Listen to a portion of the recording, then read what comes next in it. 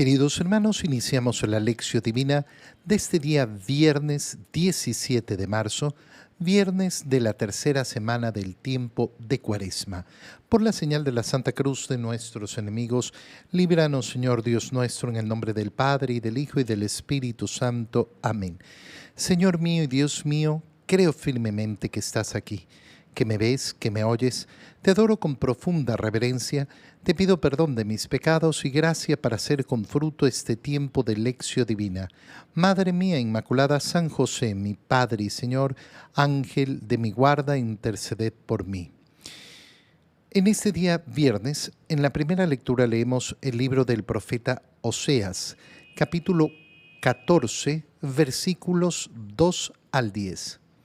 Esto dice el Señor Dios: Israel, conviértete al Señor Dios tuyo, pues tu maldad te ha hecho sucumbir. Arrepiéntanse y acérquense al Señor para decirle: perdona todas nuestras maldades, acepta nuestro arrepentimiento sincero que solamente te prometemos. Ya no nos salvará Asiria, ya no confiaremos en nuestro ejército, ni volveremos a llamar Dios nuestro a las obras de nuestras manos, pues solo en ti encuentra piedad el huérfano.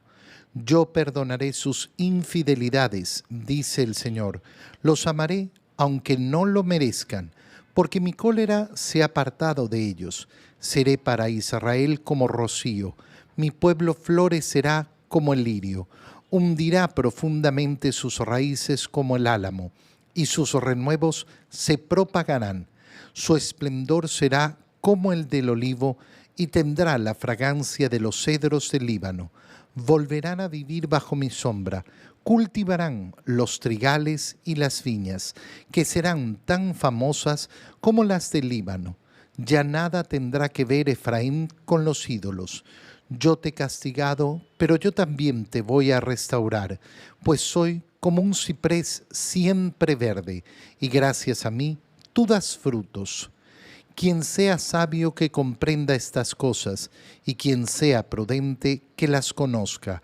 Los mandamientos del Señor son rectos, y los justos los cumplen. Los pecadores, en cambio, tropiezan en ellos y caen. Palabra de Dios.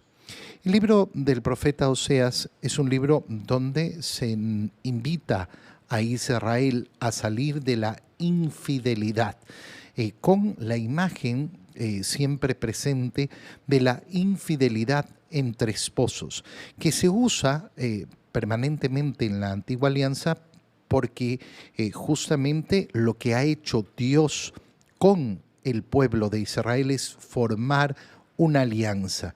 Y nosotros tenemos que entender esta perspectiva también.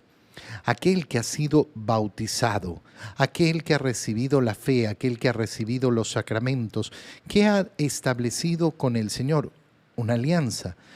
Ya no participamos de la antigua alianza, sino que participamos de la nueva alianza, donde el esposo Cristo se ha entregado por su esposa, la Iglesia, que somos cada uno de nosotros los bautizados, y como buen esposo nos invita siempre a ese arrepentimiento, a esa vuelta, a esa fidelidad, a cumplir con nuestra parte de la alianza. Israel, conviértete, conviértete al Señor Dios tuyo. Siempre es tan bello poner en nuestra oración, poner en nuestra meditación, poner en nuestra reflexión la palabra conversión, porque es una palabra preciosa, es una palabra bellísima, es una palabra, en primer lugar, que nos habla de la libertad, de la dirección de nuestra vida. ¿Quién dirige mi vida? Yo. Yo tomo las decisiones para dirigir mi vida. ¿Por qué? Porque soy libre. Cristo ha muerto para darme libertad. No puede haber conversión, no puede haber ese cambio de ruta, ese direccionamiento de mi vida sin la libertad. Y cuando yo niego mi libertad, entonces niego la capacidad de conversión, tanto mía como de la de los demás. es que no se puede, es que no puedo, es que es imposible, es que no depende de mí. Y al final del día, todo esto es mentira.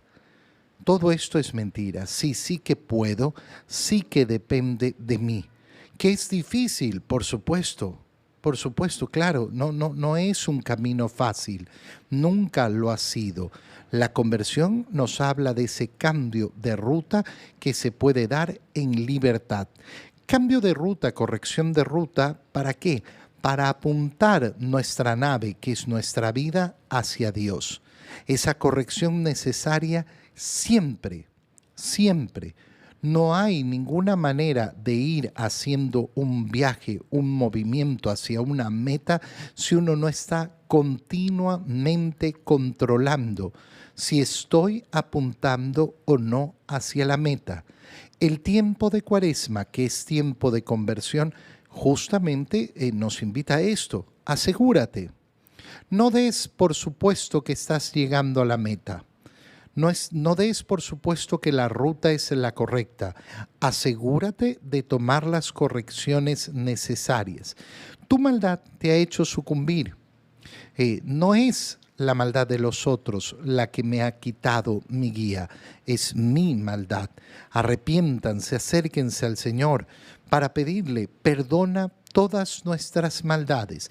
Mira cómo esa conversión que implica el deseo de acercarnos a Dios y pedirle perdón,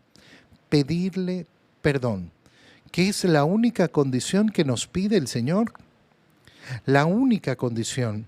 Y uno dice, bueno, tan fácil. Sí, tan fácil es pedir perdón, pero muchos corazones no logran hacerlo. ¿Por qué? Porque la soberbia hace que yo no pueda reconocer mis errores, mis pecados, mi maldad, porque estoy viendo siempre hacia afuera, hacia los otros, hacia los demás. Acepta, Señor, nuestro arrepentimiento. Y el Señor que promete que lo hará. Pero si ya no confiamos en quien no debemos confiar, ya no nos salvará Siria, ya no confiaremos en nuestro ejército, ni volveremos a llamar Dios nuestro a las obras de nuestras manos.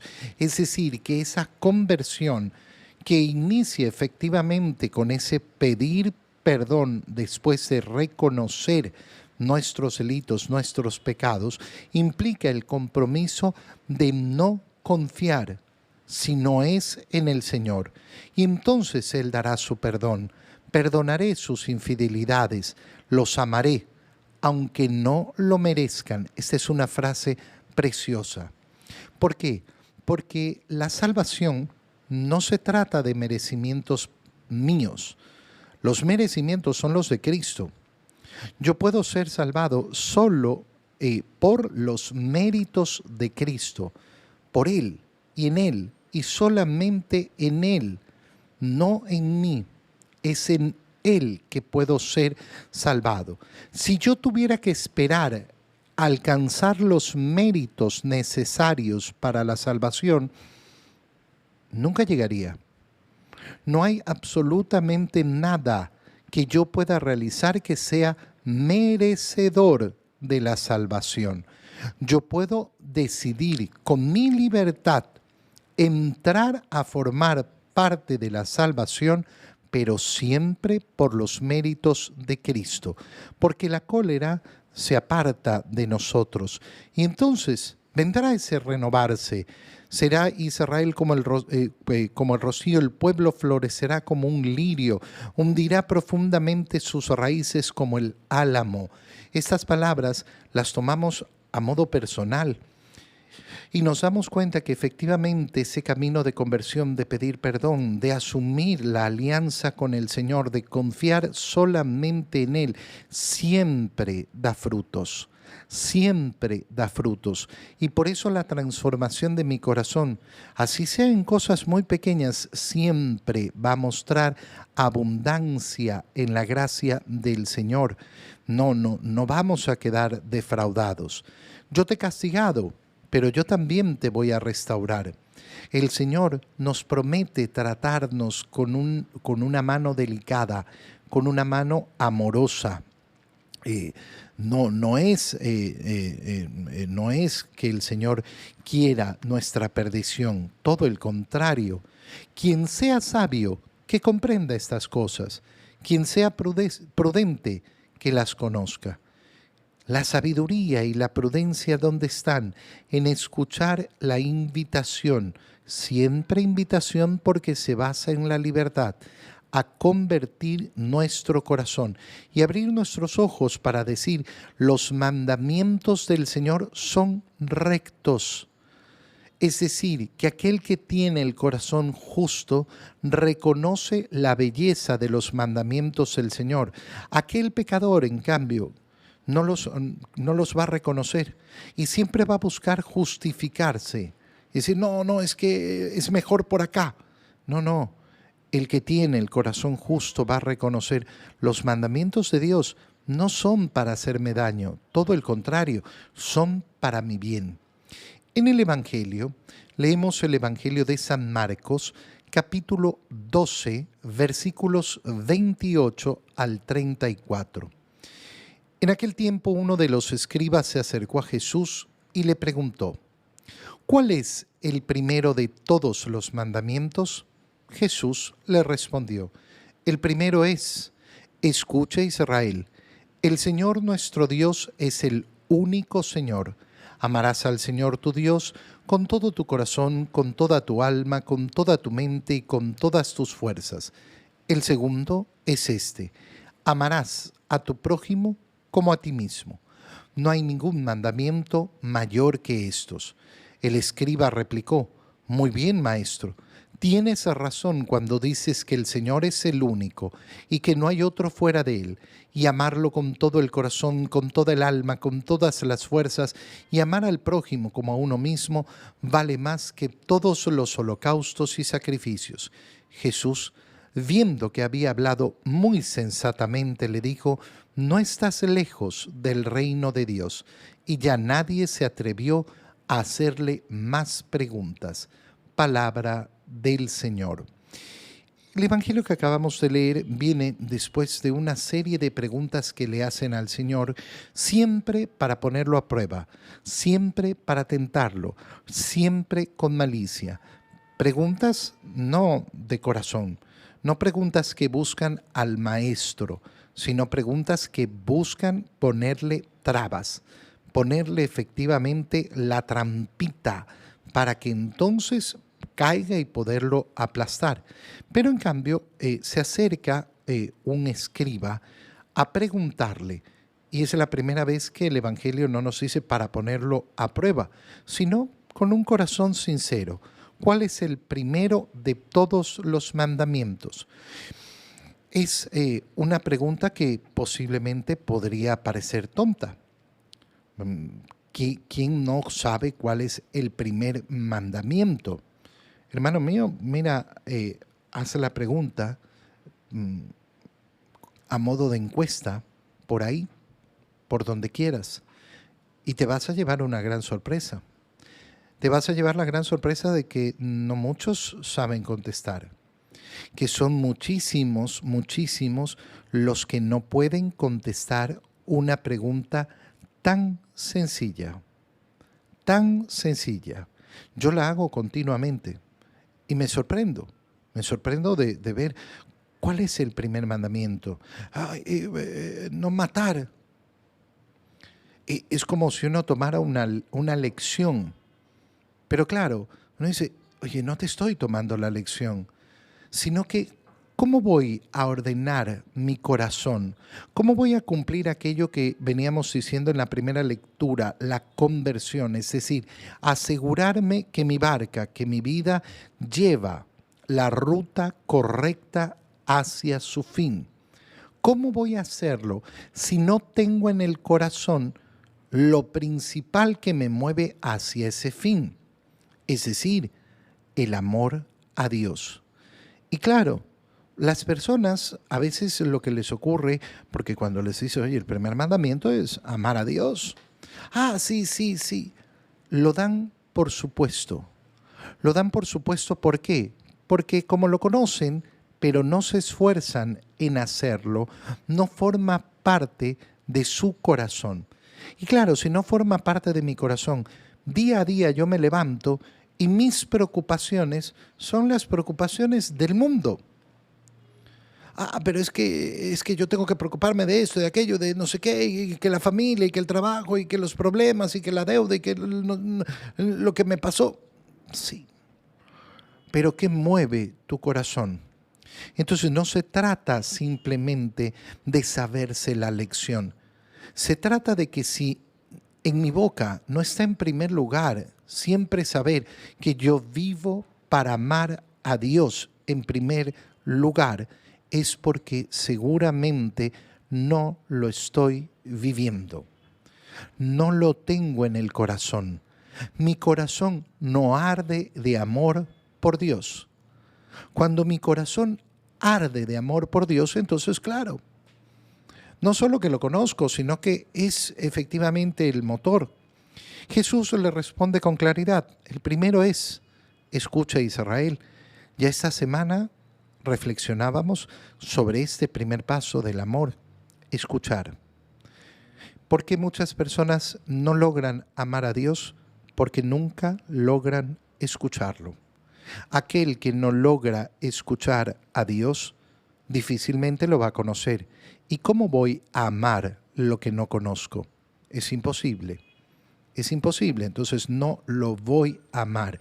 Escucha, ahí parte todo. El Señor nuestro Dios es el único, el reconocimiento en primer lugar. Solo Dios, solo hay un Dios. Yo no tengo puesta la confianza en otro. Cuando tú ves una persona que confía en el horóscopo, en la bruja, en el amuleto, en la tontería, cuando ves que una persona confía en que va a llegar un gran político que les va a solucionar la vida, cuando ves que creen que ganándose la lotería van a solucionar todos sus problemas, ya sabes que hay una idolatría que no permite ese reconocimiento de Dios. ¿Dónde tengo puesta mi confianza? En Dios. Yo tengo que reconocer esto. Escucha, Israel, el Señor nuestro Dios es el único Señor. En Él y solamente en Él tu confianza. Y como en Él tienes tu confianza y como lo reconoces como verdadero Dios, lo amarás con todo tu corazón, con toda tu alma, con toda tu mente y con todas tus fuerzas. Fíjate cómo esa expresión de amar no es simplemente ama a Dios. No, ama a Dios con todo tu corazón, con toda tu alma, con toda tu mente, con todas tus fuerzas. Es decir, es una expresión de fuerza. Es una expresión por la cual yo me desvivo en el empeño de amar a Dios, de ponerlo en primer lugar. No es simplemente, sí, ama a Dios. No, que todos los latidos de tu corazón tiendan hacia Él, que lo veas efectivamente como lo que es. ¿Y esto por qué? Porque lo reconozco como el único Señor. ¿Dónde va a empezar ese amor? En rendirle el culto debido. En rendirle el culto debido. Yo amo a Dios, pero no voy a misa. Hermano mío, el amor a Dios se demuestra en primer lugar dándole culto. Si no significa que yo ni lo he escuchado, ni lo conozco, ni lo reconozco verdaderamente. Que hay una idea vaga por ahí en la mente. Ay, sí, Dios es importante. Pero eso no se realiza, no se actualiza en la vida. Yo tengo que rendir ese culto a Dios. Y el segundo, ¿por qué el segundo? Le preguntaron cuál era el principal. Pero lo que pasa es que el segundo está efectivamente unido al primero. ¿Por qué? Porque amarás al prójimo, ¿cómo? Como a ti mismo. ¿Dónde parte? En ese amor a mí mismo. Pero para amarme a mí mismo de verdad, significa que yo busco el bien verdadero, el bien máximo para mí, que es Dios. Por tanto, para amarme a mí mismo, tengo que amar a Dios con todo mi corazón, con toda mi alma, con todas mis fuerzas. Y de esa misma manera, amar al prójimo.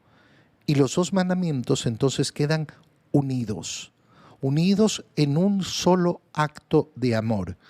Si yo me quiero amar a mí mismo, amo a Dios. Y en la misma medida que me amo a mí mismo, amo al prójimo. Te doy gracias, Dios mío, por los buenos propósitos, afectos e inspiraciones que me has comunicado en este tiempo de lección divina. Te pido ayuda para ponerlos por obra. Madre mía Inmaculada, San José, mi Padre y Señor, Ángel de mi guarda, interceded por mí. María, Madre de la Iglesia, ruega por nosotros. Queridos hermanos, un feliz día para todos.